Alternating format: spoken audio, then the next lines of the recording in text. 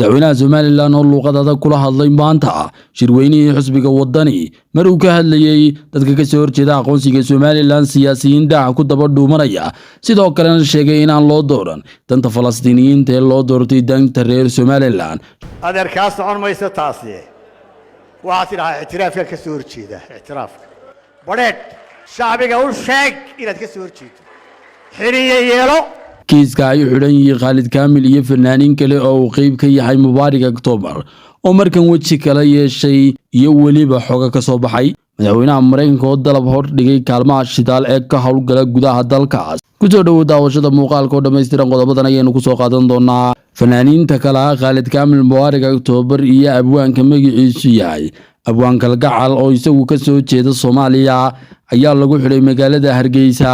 waxaana kiiskoodu markan noqday mid quseeya suugaan iyo heesa ay diyaariyeen oo markan lagu taageerayay kiiska Soomaaliya sida la sheegay ilaha soo baxay iyo xoguhuna ay ifdiimiyeen inkastoo xogtu markii hore dhan kale uu janjeeday iyo khilaaf fanaanka Khalid Kaamil kala dhexeeyay shirkad iyo sidoo kale cabashooyin uu qabay haddana waxa soo baxday xadhiga Mubaarak October xiritaanka Khalid Kaamil kadib sida ay xaqiijiyeen fanaaniin goobjoogayaal oo ka tirsan kooxaha waaweyn ee caasimadda Somaliland kiiska la xiriirinayo xariga fanaaniintan waa Mubaarak October iyo Khalid Kaamil iyo abwaanka reer Soomaaliya ee soo kicitimay dhanka Somaliland gaar ahaan caasimadda waxa la sheegay inay diyaariyeen tiraba 3 heesood oo luuqdooda lahaa fanaanka Mubaarak October sidoo kale midahooda uu lahaa abwaanka la xidhay ee kalgacal oo ka soo jeeda isagu Soomaaliya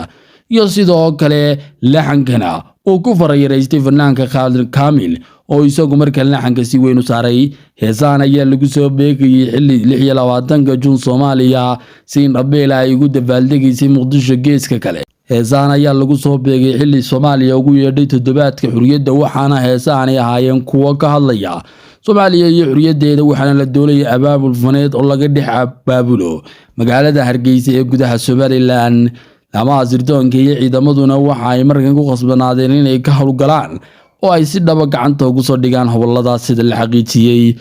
madaxweynaha Mareykanka Trump ayaa soo bandhigay shirkadaha shidaalka iyo kaalmaha shidaal ee dalkiisaasi inay sameeyaan tudhaale iyo tanaasul loo sameeyay shacabweynaha dalkaas si looga fogaado sicir barar ay waajahaan shacabka Mareykanku shidaalka qiimihiisa inay jabiyaan kaalmaha gaarka ee sida gaarka u iibiya waa dalab uu hordhigay haddii kale waxa uu hoostiga ka raaciyay xariiqid cas oo ka dhigan in Mareykanka iyo xukuumaddiisa isagu uu hogaamiyay ay tallaabo ka qaadi doonaan geeska cashuuraha iyo waliba balnadaad kala duwan ayaa loo fili karaa tallaabada uu qaadi karo Trump madaxweynaha Somaliland Cabdiraxmaan Maxamed Cabdullaahi Ciro oo maanta ka hadlayay madasha shirweynaha xisbiga wadani ayaa ka hadlay arrimaha aqoonsiga dadiyowga ka soo horjeeda in safaarad laga furo Qudus iyo waliba cid kasta oo diidan markan aqoonsiga Somaliland waxa uu madaxweynuhu sheegay in aan lagu soo gabanin arrimo yar oo raqiis ah oo ay qayb ka tahay halka Somaliland safaaradda ay ka furatay oo ah daanta loo aqoonsan yahay Israa'iil 48kii Carab oo dhan inay aqoonsan tahay taasoo ah meesha sida rasmiga ah Israa'iil dhulkeeda markan loogu aqoonsan yahay geeska kale madaxweynuhu waxa uu jawaabay siyaasiyiin ay kow ka yihiin madaxweynihii hore Somaliland Muuse Biixi iyo kuwa kale oo uu sheegay markan inay daahadabadiisa ku dhuumanayaan madaxweynuhu waxa uu sheegay ragga diidan aqoonsiga Somaliland inaanay maraateen amase meelaha qaar madaxa ku xoqon ee ay bareeraan oo xiniyeeyaan muujiyaan go'aankooda balse inaanay bareerin oo ay surin ka baxaan markan ay muujinayso daciifnimo madaxweynuhu waxa uu sheegay in loo baahan yahay inay shacabka u cadeeyaan una sheegaan inay si weyn u diidan yihiin raggaasi aqoonsiga Somaliland Biixi waxa uu si gaar ah uga hadlay in aqoonsigii Somaliland ay isaga lafdigiisu dadaalka ugu jiray sidii Somaliland u hanan lahayd inay xukuumadda wadaniga isagu hogaamiyay ay keentay talaabada Biixi hadda looga baahan yahay ama jidka kaliya oo furna uu yahay inuu taageero aqoonsiga ay keentay xukuumadda wadani taa bedelkeeda intii uu ka soo horjeedi lahaa ama se uu muujin lahaa cunfi arrintan culays badan ku keenaya talaabadan waxa uu madaxweynuhu ugu yeedhay inaanu weexanin madaxweynihii hore ee Somaliland siyaasadda Somaliland ay ka kordhay geesku qarinta iyo weliba nin dhabar ku muuqdo haddana dhuumanaya hadallada madaxweynuhu ku hadlay iyo wajigiisa gidoodka iyo cadhada ka muuqday marka la eego waxa ay muujinayaan markii ugu horeysay tan iyo xilka markuu qabtay madaxweyne Ciro uu sida adag uga hadlo arrimaha gudaha Somaliland ka socda inkastoo xukuumaddiisu ay aaminsan tahay sida uu sheegay wasiirka madaxtooyada Khadar Xuseen Cabdi oo ka hadlayay in rag waaweyn oo siyaasiyiin oo reer Somaliland in Nairobi kula kulmeen kuwa ka soo horjeeda aqoonsiga Somaliland lacagana ay ka soo qaateen iyagoo yiraahdo waxaan yar kala daadinaynaa markana xukuumadda ay si weyn shoogu hayso madaxweynuhuna waxa uu muuqday inuu arrinta ka dibaaqayay kadib hadalkii shalay ka soo baxay xisbiga mucaaradka ka oo si weyn uga hor yimid safaaradda Somaliland ee Qudus waxaanu sheegay inuu xineeyay ninka doonaya inuu ka hadlo arrimahaas balse aanu ka weecan oo si cadadka ugu sheego guud ahaan inuu ka soo horjeedo aqoonsiga Somaliland madaxweynuhu waxa uu sheegay danta loo doortay iyo dadka loo doortay inay yihiin dadka reer Somaliland ee aan loo dooran danta dadka reer Falastiin su'aal waxa uu weydiiyay madaxdii iyo xubnihii ka soo qayb galay shirweynaha isagoo si cad ugu sheegay bal horta inay u kala saaraan in reer Somaliland loo doortay iyo in Falastiin loo doortay waxa uu madaxweynuhu sheegay inuu daba taagan yahay wixii loo doortay iyo rabitaanka bulshada jamhuuriyadda Somaliland taa inuu ka dhaweeyana ay tahay waajibaad isaga saaran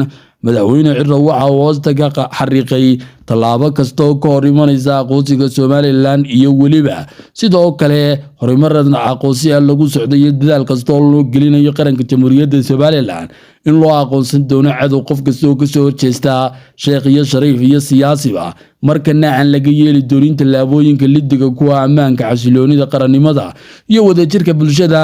nin doonaya inuu isku loo hameelaan qarin kareynin madaxweyne Ciro si adag ayuu arrinta uga hadlay sidoo kale madaxweynuhu waxa uu ka hadlay mustaqbalka siyaasadeed ee xisbiga wadani isagoo markan u laab qaboojiyay gudoomiyaha xisbigaas Xirsi Cali Xaaji Xasan waxa uu sheegay madaxweyne Ciro muddaxileedkiisa dastuurigii marka uu dhamaado iyo muddada uu xaq u leeyahay inuu madaxweyne sii ahaado musharaxa isaga ku xigay xisbiga wadani inuu yahay Xirsi Cali Xaaji Xasan maalmihii ugu dambeeyay waxa jiray doodo waaweyn oo ka dhalanaya Xirsi in lagu tartami doono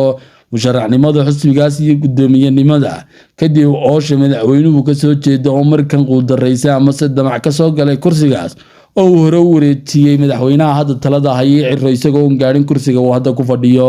waxa uu hoosta ka xariiqay madaxweyne Ciro inaanay ahayn talaabadaasi mid si weyn loo aqbali karo iyo mid cidnaba laga dhageysan karo waxaana kamid ah hadaladiisa isku wada jiray aynu soo guud marnay sidan xageenu haddaba safaaradda ka furnay safaaradda waxaanu ka furnay galbeedka Qudus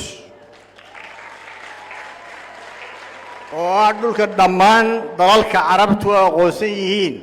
inuu yahay dhul Israa'iil leedahay adeerkaas socon maysa taasi waxaad tidhahaa ictiraafka ka soo horjeeda ictiraafka badheedh shacbiga u sheeg inaad ka soo horjeedo xiriye yeelo saaxiibkay muuse waxaan leeyahay saaxiibkay waddadii wanaagsaneed haysay ha ka leexan insha allahu markaan dhammaysto muddaxileedka dastuuriga iyo ogol yahay musharaxa madaxweyne igu xiga waa Xirsi Cali Xaaji Xasan